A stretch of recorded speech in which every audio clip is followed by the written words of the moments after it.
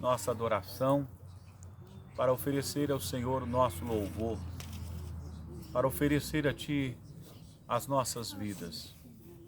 Meu querido Deus, são poucas vezes que milhares de pessoas no mundo têm esta oportunidade de poder estar na Tua presença, de poder Te glorificar, de poder invocar o Teu nome. Meu eterno Deus, no nome de Jesus nós oramos. Oramos pedindo a Tua graça, oramos pedindo a Tua misericórdia, que venhas manifestar no nosso meio de uma forma poderosa, através da Tua palavra, de maneira tal que possamos compreendê-la. Deus bendito, no nome glorioso de Jesus, passa por aqui com a Tua graça, passa por aqui com a Tua misericórdia. Em nome de Jesus, queremos poder ouvir a Tua voz, dar-lhe glória, glorificar Teu nome, exaltá-lo, porque o Senhor é digno de todo louvor, de toda honra e de toda glória. Muito bem. Louvado seja o nome de Jesus. Vamos ler a palavra de Deus. Estamos com a Bíblia aberta na Epístola de Paulo aos Romanos, no capítulo de número 11.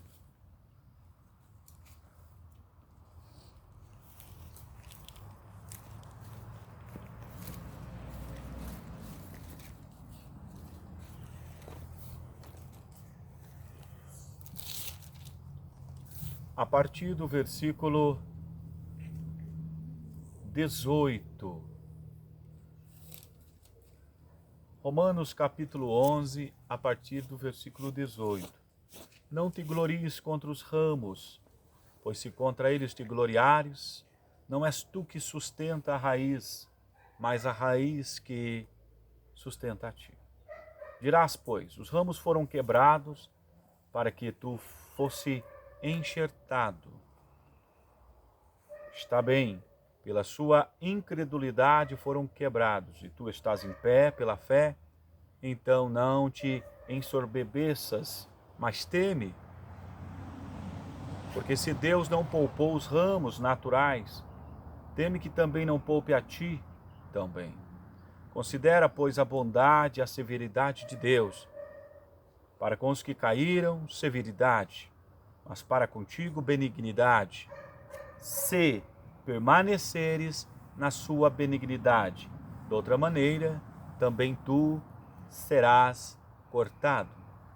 Também eles, se não permanecerem na incredulidade, serão enxertados, porque poderoso é Deus para os tornar a enxertar. Porque se tu fostes cortado do natural zambujeiro e contra a natureza enxertado na boa oliveira, quanto mais esses que são naturais serão enxertados na própria oliveira. Muito bem, queridos irmãos, pode tomar os seus assentos.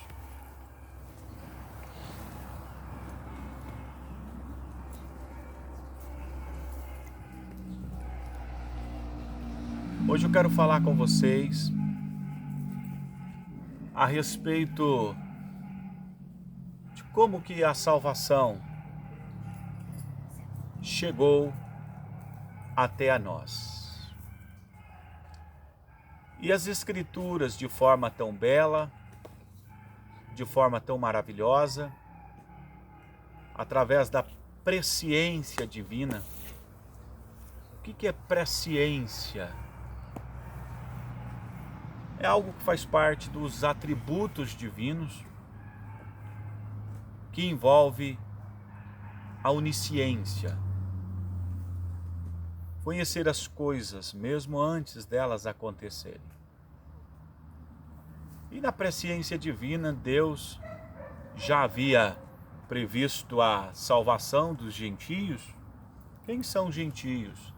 São os povos que não fazem parte dos judeus. Gentios são considerados outras nações.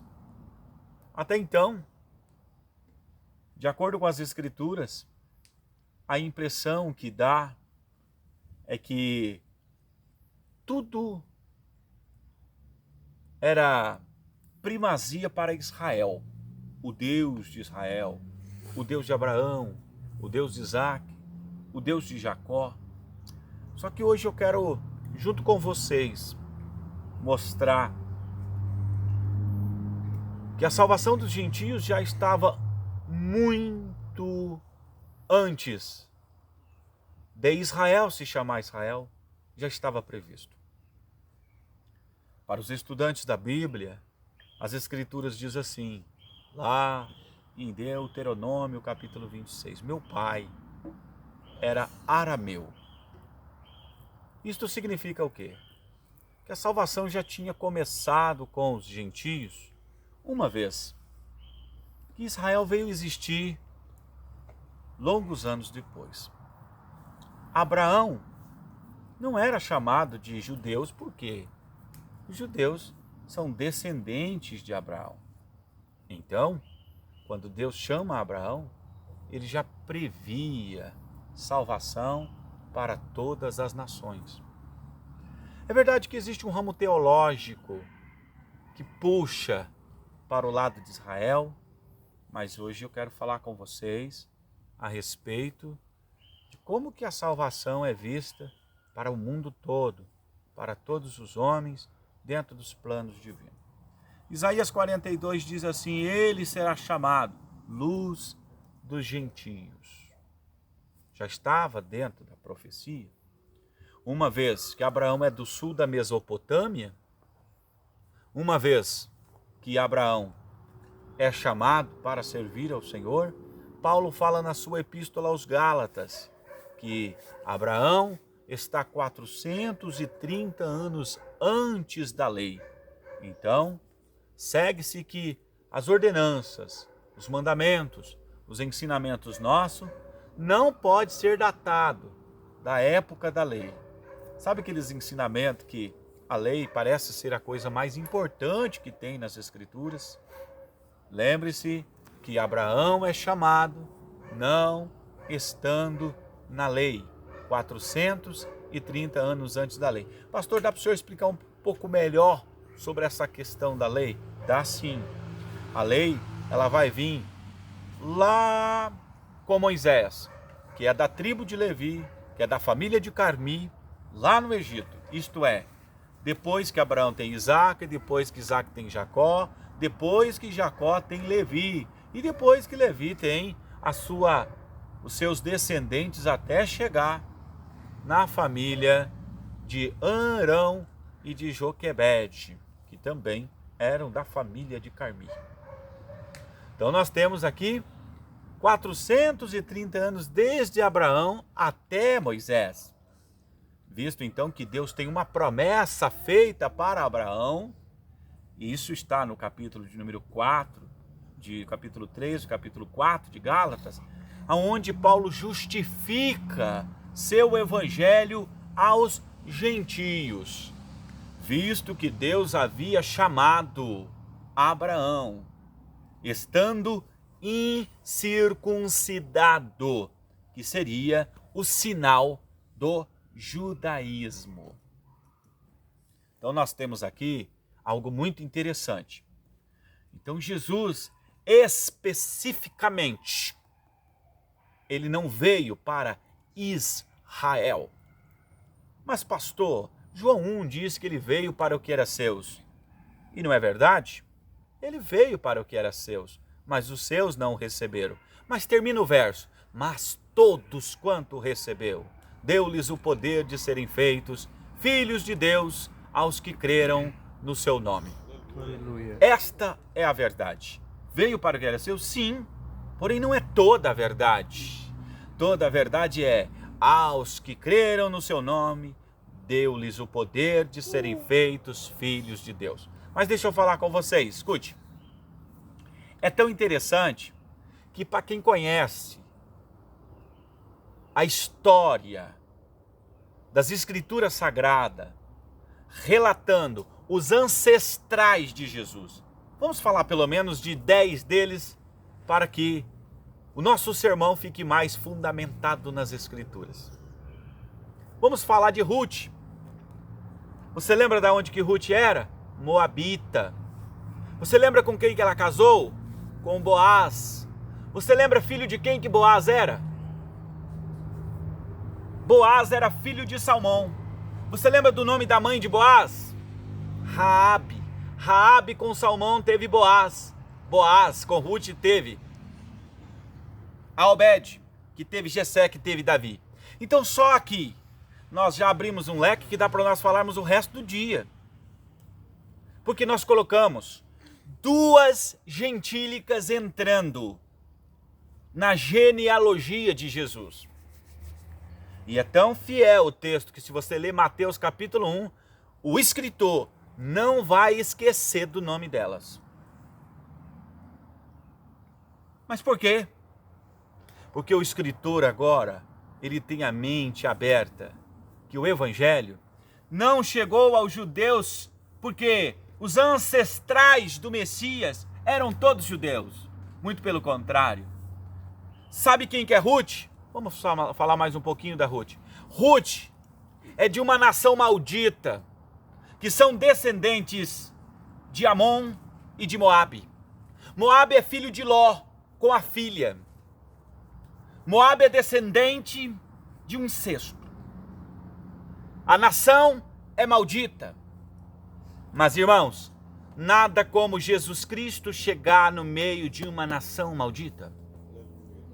A partir do momento que Ruth entra para a família do Messias, a partir do momento que Ruth entra para a família de Jesus, a maldição é quebrada em Cristo Jesus. Aquilo ali já era uma janela mostrando que não só a porta, mas as janelas do céu estavam em direção dos gentios também. E Jesus, de forma firme, de forma categórica, Jesus afirma: eu tenho outras ovelhas que não pertencem a este aprisco. E quando eu leio, eu digo glória a Deus. Aleluia. Glorificado seja o nome de Jesus. Jesus estava mostrando claramente que não só as portas dos céus, mas as janelas também estavam em direção aos gentios. Mas escute só, mas para isso ser oficializado, tem algo muito mais interessante por trás de tudo isso.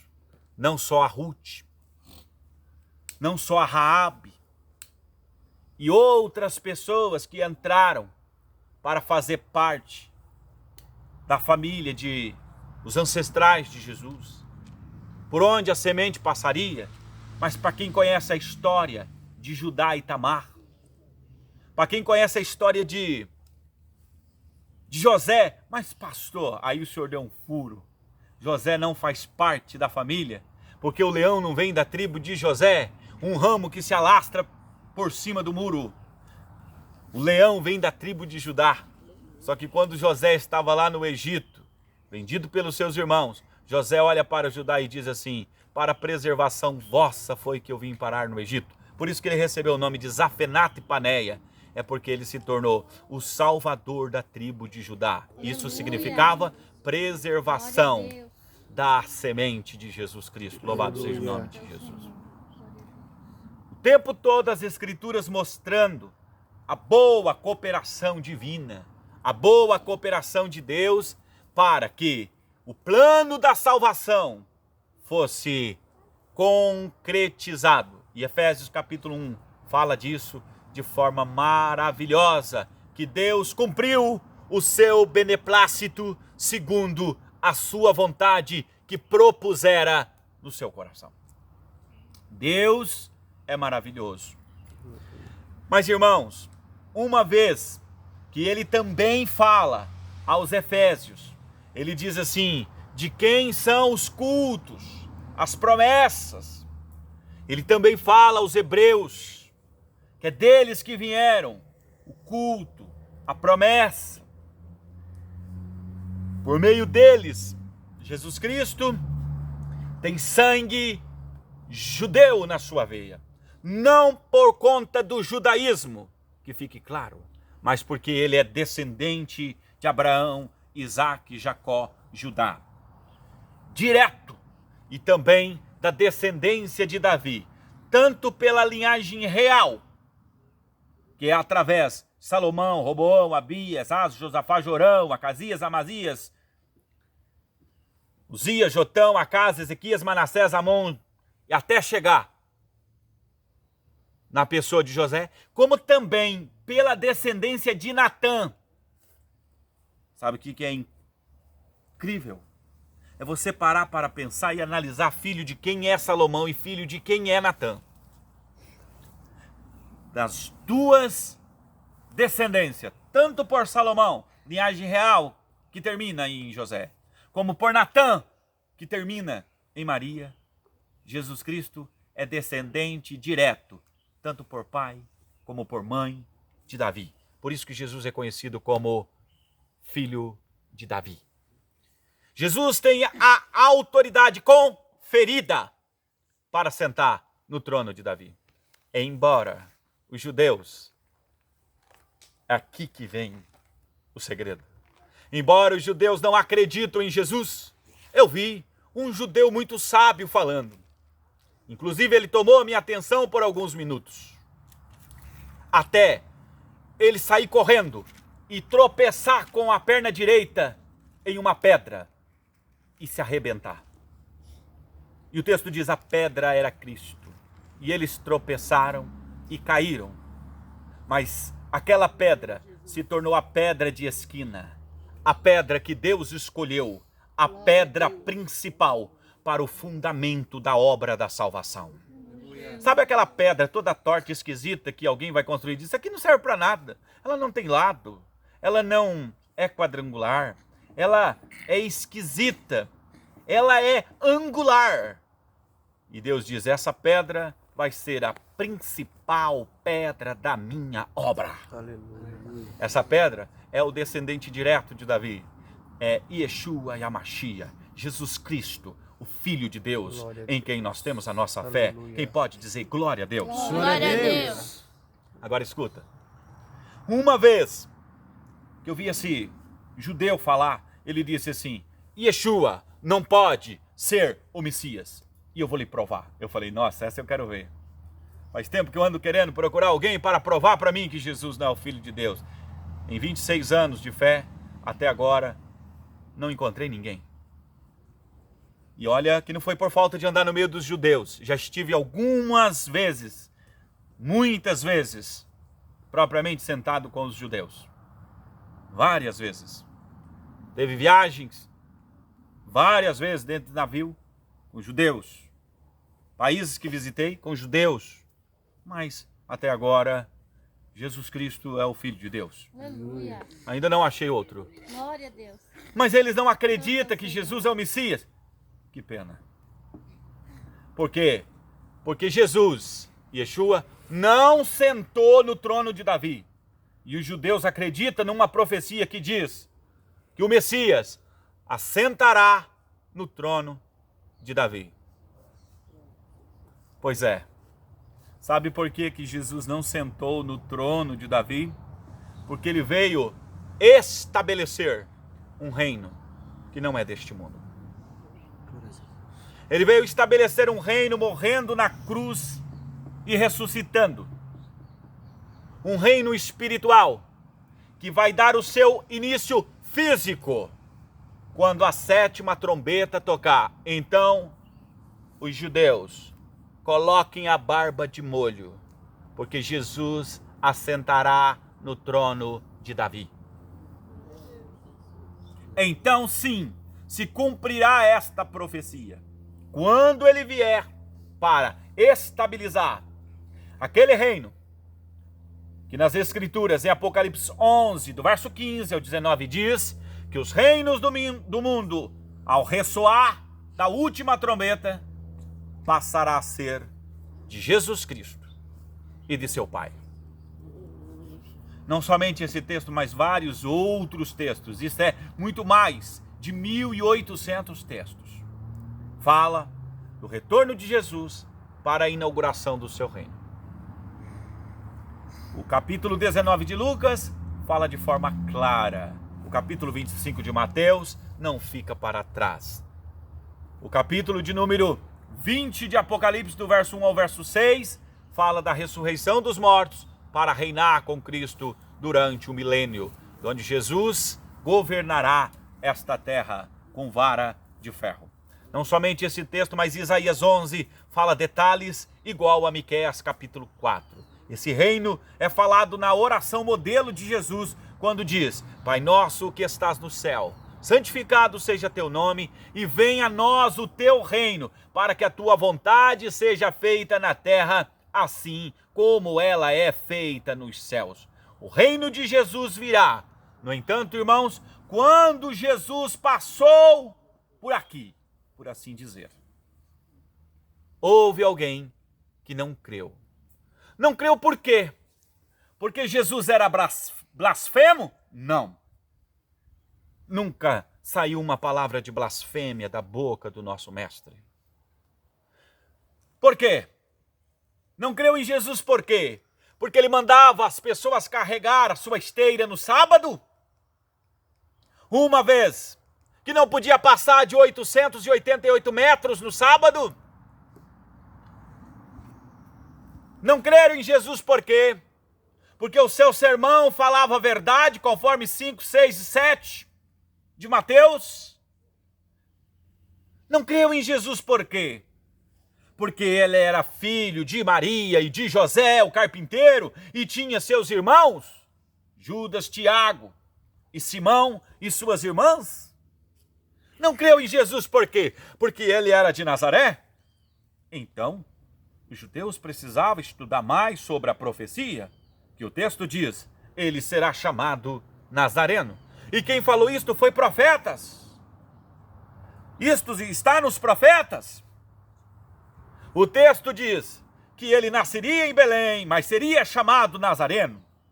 E também Cafarnaum, à beira do Porto dos Mares, aonde Jesus morou e exerceu a maior parte do seu ministério. Não creu em Jesus por quê? Porque o texto fala que o Messias não viria de Nazaré? Ora, o texto diz que o Messias vem de Belém. E o texto fala que Jesus nasceu em Belém. Mas para não ficar só nisto, Oséias, quando ele profetiza no seu capítulo 11, ele diz: do Egito eu chamei o meu filho. E para quem não sabe, a Bíblia Sagrada diz que Jesus, na fuga para o Egito, quando Herodes mandou matar as crianças, o Egito foi aonde Jesus esteve morando com os seus pais. Aleluia. Para que se cumprisse o que o profeta Oséias profetizou.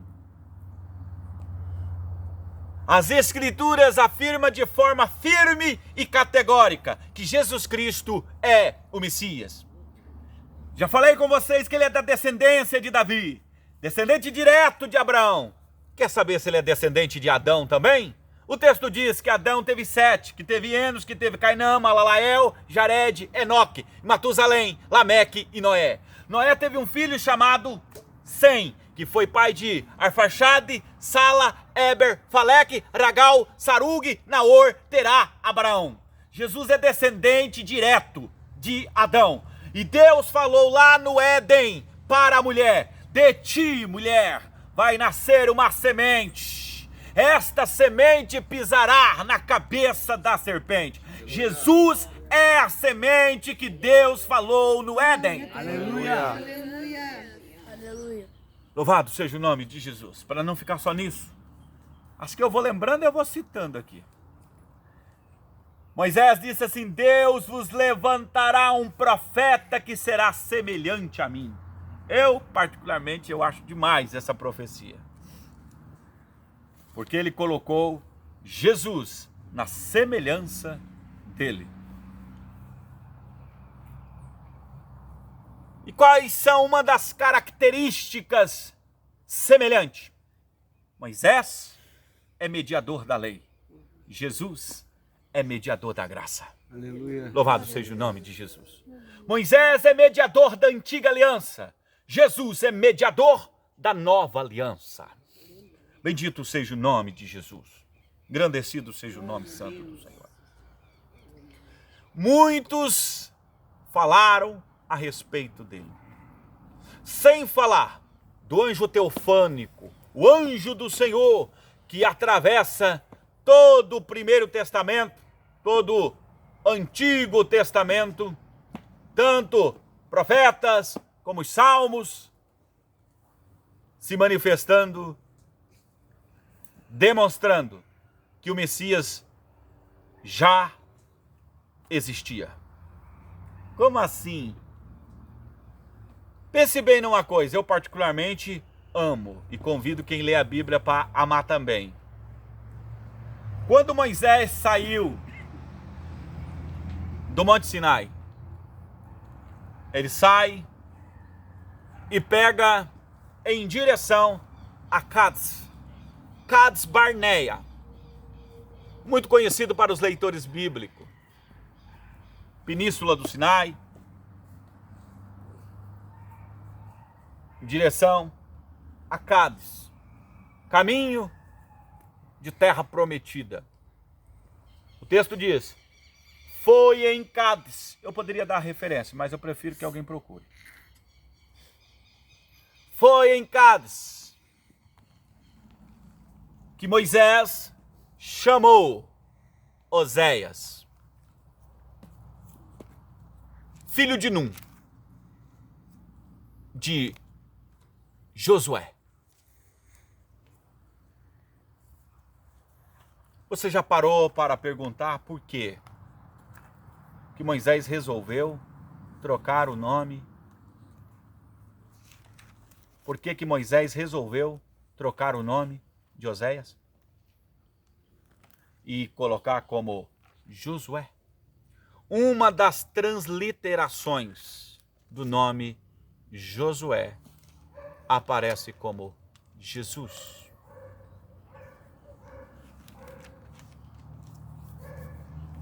O que leva Moisés a avaliar desta forma? Então, eu concluo assim. Abre os seus ouvidos. Quem sabe vai ser única a oportunidade.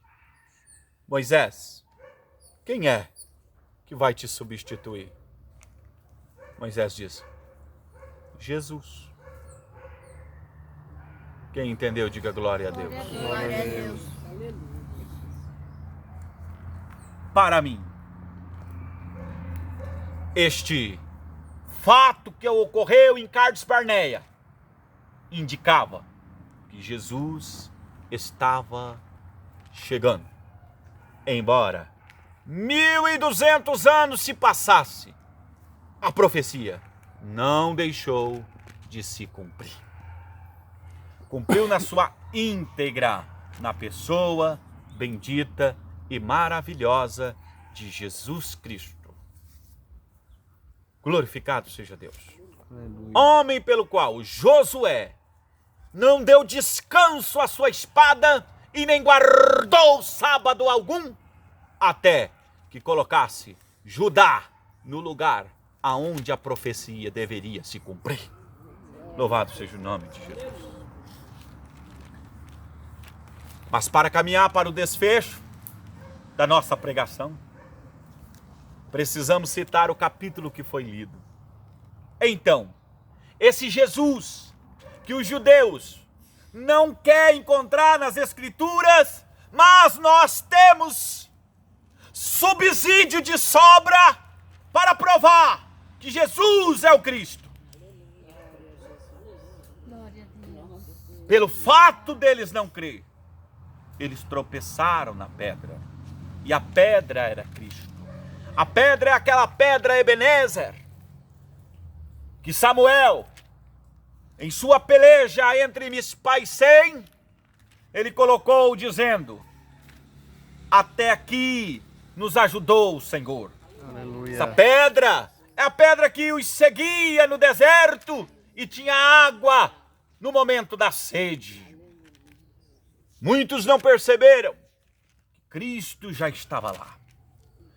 Escritor de Provérbios, na sua sabedoria fenomenal, ele falou dizendo: quando Deus mediu a terra palmo, quando ele colocou os limites do mar para que não trespassasse, estava com Deus e era seu aluno.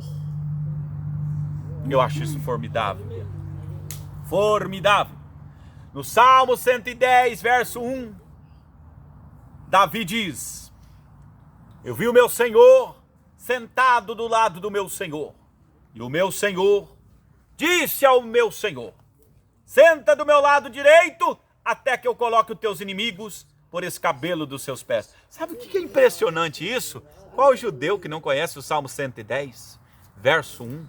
Oh, gente, esse verso é uma profecia clara da pessoa bendita de Jesus Cristo. Aleluia.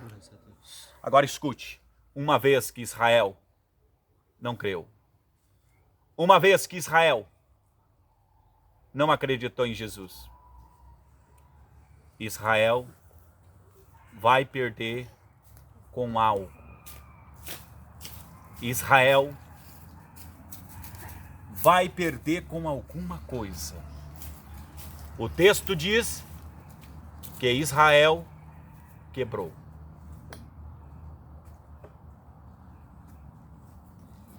Israel estava enxertado na verdadeira oliveira. Como assim? Israel poderia reconhecer a Cristo como Senhor? Israel poderia estar enquadrado dentro de todo o plano, em um todo da salvação. Por quê? Era só ter recebido a Jesus, ter acreditado em Jesus. Aí alguém diz assim: mas isso aconteceu para que se cumprisse a profecia.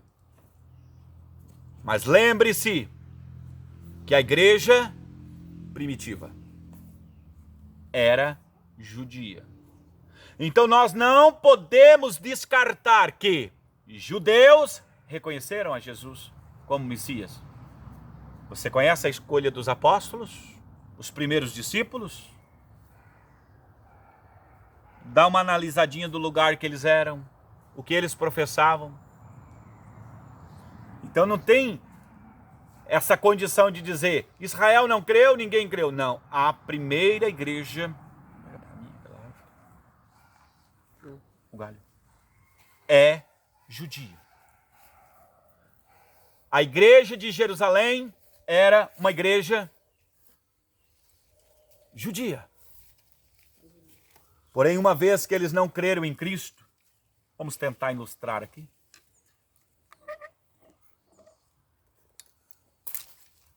Se quebrou. O ramo se quebrou.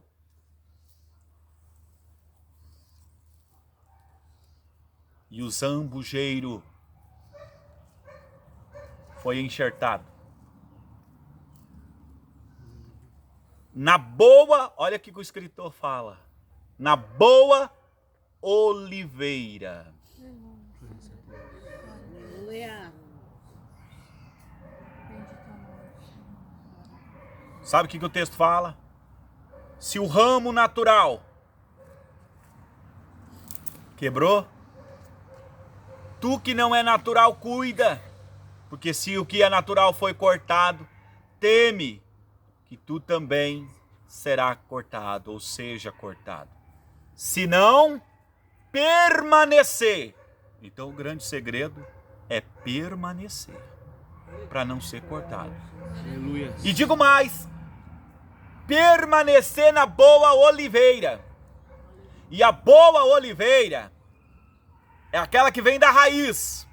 E eu poderia dizer que a boa oliveira é Israel, que a boa oliveira é os judeus, mas eu vou dizer para vocês, a boa oliveira é Cristo Jesus. Aleluia. Aleluia. Israel é o ramo cortado. Mas para que tanto os judeus não fiquem tristes, o texto diz assim: se não permanecer na incredulidade, eles também poderão ser enxertados novamente. Porque se enxerta um zambuzeiro, árvore que não presta para nada e nem fruto nenhum dá. Na boa oliveira, quanto mais você enxertar laranja no pé de laranja, se você enxerta o limão e ele produz, se você enxerta uma lima com laranja, vai produzir algo. Agora imagine você enxertar laranja com laranja, oliveira com oliveira. Assim será se os judeus não permanecerem na incredulidade. Novamente serão enxertados na oliveira verdadeira. Aleluia. Louvado seja o nome de Jesus. Porém nós precisamos ter o zelo, o cuidado, para não cairmos na incredulidade como eles caíram e tropeçaram na pedra. É necessário permanecer. É necessário continuar em Cristo. É necessário ouvir seus mandamentos, sua palavra, seus ensinamentos apostólicos. É necessário confiar em sua palavra, guardar seus ensinamentos. E seus ensinamentos, diz o apóstolo João, que não são pesados. Muito pelo contrário, são ensinamentos que podem mudar a história do mundo. Pode mudar a história de milhares de pessoas. Mas para isso, o ramo quebrado tem que voltar a crer para ser de novo enxertado. Enxertado naquilo que eles quebraram, na incredulidade de não crer em Jesus, na incredulidade de não receber aquela mensagem maravilhosa que tem mudado a vida de milhares de pessoas no mundo. Aleluia. De não receber a mensagem transformadora, a mensagem que liberta, a mensagem que transforma vidas. Você quer saber se a sua vida está enquadrada na mensagem de Jesus Cristo? Comece a ler a Bíblia de Mateus a Apocalipse. Mas não fique pensando que o apóstolo Paulo escreveu para Coríntios porque ele tinha uma mensagem específica para eles. Não é. Sua carta tem características universais. Pois ele diz: o que eu ensino para vocês é o que eu recebi do Senhor e é o que eu ordeno em todas as igrejas. Tira da cabeça essa ideia que os apóstolos escreveram particularmente para aquelas pessoas uma doutrina de